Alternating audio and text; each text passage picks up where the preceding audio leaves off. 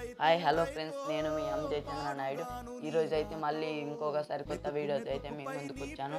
మా తోటలో అయితే చెనక్కాయలు పంట వేసి 8 రోజులు అవుతుంది. ఇక్కడైతే కొంచెం సరిగ్గా మొలవలేదని కుంటకైతే నీళ్లు వేయడం, అక్కడ ఇంకా నీళ్లు వేయాలని మేమైతే పైపులు అన్నీ తగులు పెడుతున్నాం. చూడండి ఫ్రెండ్స్ ఎలా మలిచిందో చెనక్కాయ అయితే.